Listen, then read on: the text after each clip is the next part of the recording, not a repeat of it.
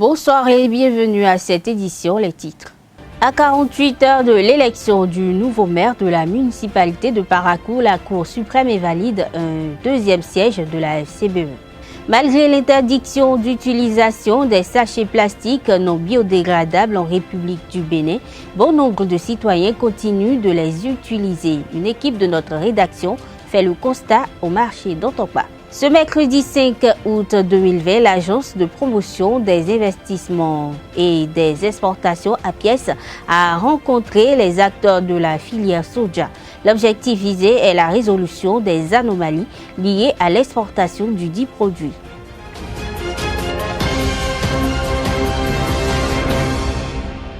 À nouveau, bonsoir. Dans le cadre de la modernisation de l'administration publique et des prestations de services à la population, le gouvernement du président Patrice Talon a adopté en Conseil des ministres un décret portant mise en vigueur de la carte d'identité biométrique au Bénin. Une pièce qui, selon l'Agence nationale d'identification des personnes, a de nombreux avantages pour les populations. À cet effet, l'ANIP, dans un communiqué en date du mardi 4 août, a publié la liste des pièces à fournir pour la demande de la carte nationale d'identité biométrique, que sont les suivantes: l'acte de naissance sécurisé, une copie de certificat d'identification personnelle, une photo bijou, preuve de la profession, preuve du groupe sanguin et une quittance ou preuve valable de paiement de 6 000 francs sur le compte 102 316 471 au Trésor public. Il faut noter que le retrait se fait obligatoirement par le demandeur, sauf autorisation dûment établie par la Direction générale de l'ANIP. Les forces Cori pour un Bénin émergent perdent un nouveau siège à la municipalité de Parakou. Ainsi, le nombre de sièges du parti réduit à 16 suite à l'invalidation de celui d'Ousmane Traoré vient d'être réduit une nouvelle fois par la Cour suprême. La FCBE perd ainsi la majorité de désigner le maire. Les conseillers municipaux de Parakou sont invités ce vendredi 7 août à la reprise de l'élection du maire et ses adjoints. Il faut souligner que désormais ce sont les partis de la mouvance qui détiennent la clé du jeu. Introduite au Bénin depuis des décennies, l'usage des sachets plastiques non biodégradables est devenu un problème planétaire au point où il est interdit dans plusieurs pays. Le Bénin, depuis décembre 2017, a voté une loi dans ce sens, étant donné que le sachet plastique est présent dans toutes les pratiques. La disponibilité des sachets biodégradables proposés en remplacement de ceux-ci nuisibles et le respect des nouvelles dispositions tarde à être effectif. C'est ce que nous révèle le reportage de ZAE-TV réalisé au marché d'Ontokpa sur le sujet par Jeannot Dopeyon, Francis Fahami et Hermione Lalou. Les Béninois se sont accoutumés à l'utilisation des sachets plastiques depuis plusieurs décennies. Mais depuis décembre 2017, une loi interdit l'utilisation, la commercialisation, la détention, l'importation et la production des sachets plastiques non biodégradables. Ici au marché d'Ontokpa, vendeurs comme acheteurs semblent ne pas se conformer à la règle. Maman Hamatou, grossiste et spécialisée dans la vente des sachets plastiques, expose les raisons du non-respect de la règle.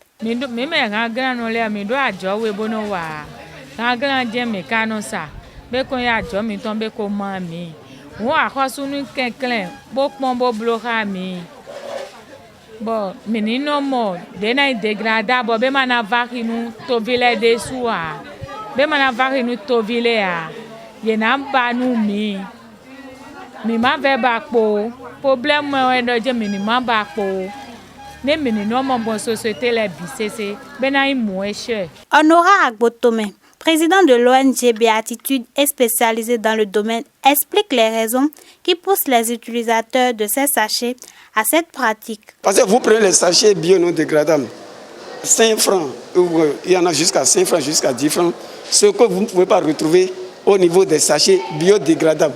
Le grand nombre de Béninois que nous constituons aujourd'hui font fi à cette histoire de sachets biodégradables. Mais pour eux, avoir le coût, ils préfèrent s'approvisionner avec ces sachets bio non dégradables. Bon nombre de Béninois me connaissent ces tests. Et il faudrait qu'on fasse la vulgarisation surtout de tests et pour que les gens comprennent. Le désir du respect de certains est contrarié par le prix, selon Manfredi, des sachets biodégradables qui sont indiqués.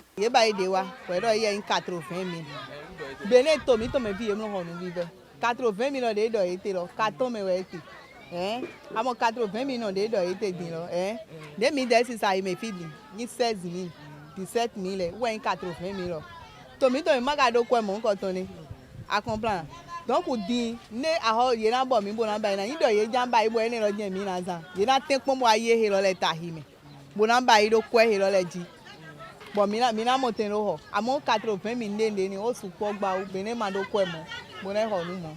Honora Agbotome expose les conséquences de l'utilisation des sachets plastiques non biodégradables et les mesures à prendre pour se procurer les sachets biodégradables. Les conséquences que ça crée d'abord, c'est énorme. Par rapport à notre environnement, par rapport à notre être humain, en tant que personne que nous sommes, par rapport également à nos fleuves, à nos cours d'eau et à nos produits halieutiques que nous consommons. Ça crée d'énormes problèmes. Parce que ces sachets biodégradables sont des sachets qui ont une durée de vie au moins de 450 ans. Au moins. Et dites-vous que quand on prend les sachets biodégradables qui doivent durer 450 ans, c'est-à-dire, c'est ça qui fait que la plupart du temps, la question d'inondation que nous constatons au sein de nos vies, c'est dû à ces sachets bio non dégradables. C'est d'abord des sachets qui sont cancérigènes, c'est pas bien, parce que la plupart de nos parents ils brûlent ces sachets pour faire des feux et autres.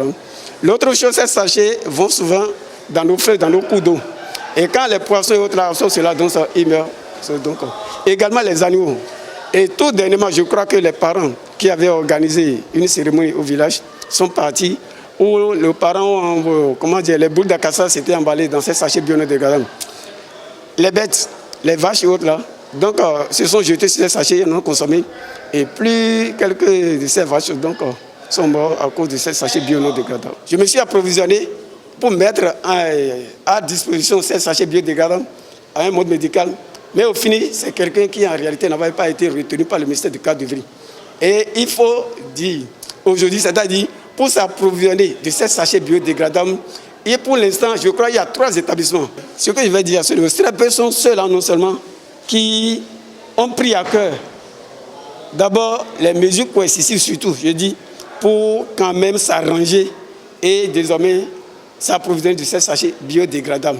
C'est pourquoi je disais tantôt, c'est-à-dire, il ne suffit pas de dire des établissements disposent des sachets bio, des stocks de sachets biodégradables. Mais c'est de voir quels sont ces établissements qui se sont conformés réellement et qui sont véritablement en partenariat avec le ministère du cadre de vie par rapport à la question de ces sachets biodégradables tels que l'a réglementé les tests et comme l'a demandé le ministère du cadre de vie. C'est surtout cela. Il vaut mieux se conformer à la règle au risque de sanctions judiciaires. Mais pour l'instant, les Béninois n'arrivent pas à faire la différence entre l'un et l'autre. L'Agence de promotion des investissements et des exportations à pièces a organisé dans la matinée de ce mercredi une rencontre avec les acteurs de la filière soja pour régler les problèmes liés à l'exportation du soja grain vers la Chine. Pour plus de précisions, suivez le compte-rendu signé Didier Esseka et Jeff Terungue. L'amélioration des conditions d'exportation du soja grain en direction de la Chine est au cœur d'une rencontre de l'Agence de promotion des investissements et des exportations à pièces ce 5 août 2020 dans la salle de conférence de Novotel avec l'ensemble des acteurs impliqués. Les premières exportations, les premières 35 tonnes qui ont été exportées vers la Chine ne se sont pas bien passées. Au nombre des difficultés et des raisons, il apparaît qu'il y a une méconnaissance par les acteurs du processus d'exportation en direction de ce pays. Il y a également une difficulté qui est liée au fait que notre mauvais génie nous conduit à parfois vouloir contourner les règles et à falsifier un certain nombre de documents. Donc nous voulons mettre fin à ça parce qu'il en va en fait de l'avenir de toute une filière. Nous voulons faire en sorte que de manière régulière, nous puissions exporter de manière très très importante du soja du Bénin en direction de la Chine. Et donc, il nous fallait cette réunion pour justement mettre l'accent sur le respect strict des règles pour nous permettre de pouvoir continuer à exporter en Chine. Au cours de cette réunion, le directeur de l'Agence béninoise de sécurité sanitaire aux aliments, ABSA, s'est également exprimé au nom du ministre de l'Agriculture, de l'Élevage et de la Pêche pour un rappel du protocole d'accord entre le Bénin et la Chine. Je me réjouis de l'organisation de cette importante rencontre qui rentre dans le cadre de la mise en œuvre du protocole d'accord avec la Chine sur l'exploitation du soja. Qu'il vous souvienne que le gouvernement du Bénin a demandé et obtenu de la République populaire de Chine l'inscription du soja grain du Bénin sur le marché chinois. Et cela s'est traduit par la signature le 18 septembre 2019 d'un protocole d'accord entre le Bénin et l'administration générale des douanes de la République populaire de Chine. Il est donc impératif pour les acteurs de cette filière, en particulier les entreprises exploitatrices enregistrées auprès de l'ABSSA, de respecter les clauses de cet accord pour maintenir durablement ce vaste marché promoteur pour le Bénin. La pièce vise non seulement l'expédition parfaite du soja, mais aussi de nombreux autres produits béninois vers le vaste marché chinois. Les 12 premiers mois du bureau exécutif de l'Union des professionnels des médias du Bénin, UPMB, dirigé par Zakiat Latoundji, ont pris fin le 3 août dernier. Après les réalisations notables, le bureau a plusieurs défis à relever pour respecter les promesses faites à la prise de fonction. La présidente Zakiat Latoundji rappelle ces chantiers qui ne sauront se concrétiser sans l'apport de tous. Elle est au micro de Carles Kitome. Donc nous avons énormément de challenges qui nous attendent pour les 2 prochaines années parce que c'est un mandat de 3 ans pour les 2 prochaines années. Et il s'agit, en se référant à notre plan d'action, du plaidoyer pour la relecture du Code du numérique parce que tous les professionnels des médias qui ont été arrêtés dernièrement, c'est sur la base du Code du numérique, alors que le test, c'est le Code de l'information et de la communication qui régit l'exercice de notre profession. Aujourd'hui, c'est difficile d'exercer sans faire recours au numérique parce que le monde évolue. Mais malheureusement, chaque fois qu'un acteur des médias utilise le numérique comme moyen de diffusion de l'information et qu'il y a des problèmes, on lui applique le code du numérique. Et nous sommes dans une démarche de relecture du code du numérique pour que le professionnel de médias soit jugé sur la base du Code de l'information et de la communication. Pour en arriver là, nous allons initier une étude comparative, Code de l'information et de la communication, Code du numérique, pour dégager les éléments importants de plaidoyer et ensuite nous allons mener le plaidoyer qui va, si tout se passe bien, nous conduire à la relecture du code pour éviter que des acteurs des médias se retrouvent privés de leur liberté dans l'exercice de leur profession. Parce que les peines privatives de liberté ont été bannies avec le code de l'information et de la communication qui reste aujourd'hui le code qui régit l'exercice de notre profession. Nous avons comme chantier également de faire le répertoire des acteurs des médias du Bénin. Et donc un recensement général de tous les acteurs des médias pour que nous ayons à disposition le répertoire des professionnels des médias du Bénin et en même temps le répertoire des membres de l'Union. Parce qu'il y a plusieurs professionnels des médias. Il y en a qui peuvent décider d'être membres de l'Union ou non, mais nous avons besoin d'actualiser le répertoire de nos membres et d'orienter des activités au profit de nos membres qui sont bien entendu à jour. Parce que nous avons besoin des membres qui sont à jour. Et une fois qu'on aura franchi cette étape-là, nous allons délivrer des cartes de membres à tous les adhérents de notre union. Et nous allons travailler à leur permettre de bénéficier d'un certain nombre d'avantages en ayant, dès qu'ils ont cette carte de membre-là. C'est le lieu de rendre également un hommage à tous nos prédécesseurs à la tête de l'Union qui ont travaillé à faire de notre organisation une organisation forte et qui avait déjà des partenaires. Martial G, l'adepte de l'afrobeat béninois, auteur du titre Gberoé, en promotion actuellement, évoque les péripéties qui ont jalonné son début de carrière. Il s'est confié à Carles Kitome ce lundi. Maintenant, je suis sur mon deuxième album. Et le titre, c'est Gberoé. Ça comporte 8 titres. L'album est en promotion depuis 2 mois. Cet album, je l'ai réalisé, c'était une équipe, toute équipe qui est derrière cet album. L'équipe est composée de Fifi Fender, Azakoul, Betty, Joserito, le saxophoniste. Il y avait aussi Guédou, Gontran et d'autres. Donc, c'est avec ceux-là que j'ai pu démarrer le projet. Et ça n'a pas été facile pour moi. Ça n'a pas été tout facile.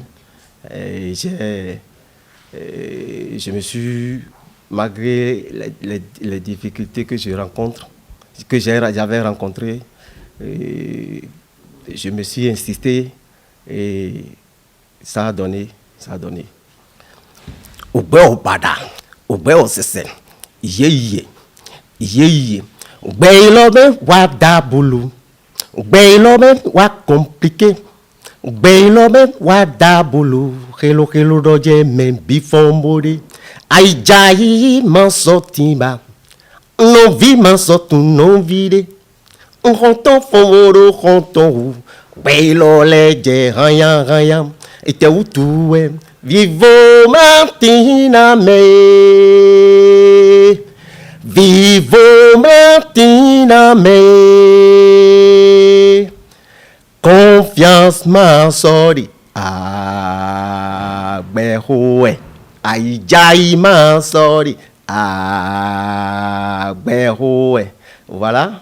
Le dimanche 2 août dernier, la première promotion de l'école d'initiation théologique et pastorale EITP, baptisée promotion Monseigneur de Souza, a participé à une messe d'envoi en mission et d'engagement dans l'enceinte du collège Père-Pierre de Cotonou. Dans le respect des mesures contre la propagation de la COVID-19, cette célébration eucharistique s'est déroulée dans une ambiance conviviale. Je vous invite à suivre Marceline Gbera-Afouda et Mathieu Abbé, deux représentants des récipiendaires missionnaires, les disciples d'Emmaüs, au micro d'Abdelkader Achiro.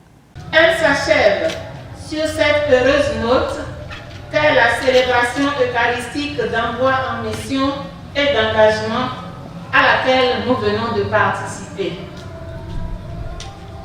Le désir de comprendre et de nourrir notre foi nous a conduit à une merveilleuse expérience avec l'école d'initiation théologique et pastorale EITP qui venait d'ouvrir ses portes. En effet, à l'instar des disciples d'Emmaüs, que nous choisirons plus tard comme modèle lors de notre pèlerinage sur les pas de nos pères dans la foi, nous avons juste là marché avec le Christ Jésus. Nous avions suivi ses enseignements, partagé des décennies durant le repas qu'il nous donne, mais hélas, sans le connaître véritablement. Le Christ est venu nous rejoindre sur notre route, sur les sentiers de nos différents questionnements, de nos doutes, de nos faim et soif de lui, de nos désirs de le connaître davantage et chaque jour un peu plus, et surtout dans notre fragile volonté et capacité de n'être qu'à lui seul. Oui, nos yeux se sont ouvert et nous le reconnaissons désormais grâce à tous ces enseignements reçus à l'EITP qui nous ont permis de disposer des outils et des repères adéquats pour asseoir notre vie de foi sur le roc inébranlable qu'il est, lui, Jésus-Christ, le seul sauveur et maître de tout. Initié et devenu désormais par conséquent plus mature dans la foi et mieux aguerri, nous avons, néo-disciples d'Emmaüs que nous sommes, à redescendre à Jérusalem pour y apporter la bonne nouvelle de Jésus.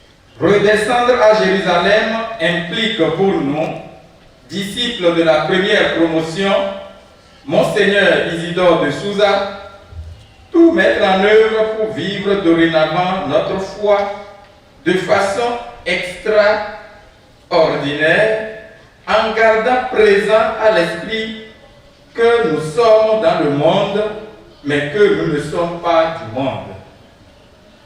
Notre vie de foi est désormais un engagement dans le temporel. Dieu s'est fait homme et a habité parmi nous. Notre histoire humaine l'intéresse. C'est pourquoi nous devons travailler, aujourd'hui encore plus qu'hier, à la réalisation sociale temporelle des vérités évangéliques. L'évangile doit être une réalité dans notre monde. Il doit nous aider à la transformation de la vie sociale et devenir un élément de promotion humaine. Nous devons nous engager, forts de nos acquis, à mettre en œuvre les capacités que Dieu a mises en nous.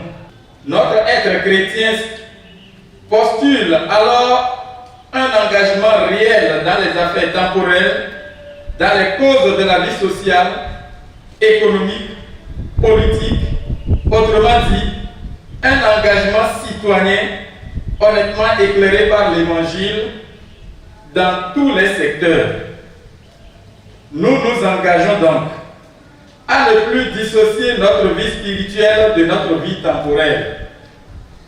En dépit de nos diverses préoccupations et craintes temporelles, nous nous engageons en maintenant toujours les liens avec notre mère nourricière qu'est l'EITP, à nous mettre aussi au service de la pastorale diocésaine dans nos communautés et partout où l'appel de Dieu nous convoquera.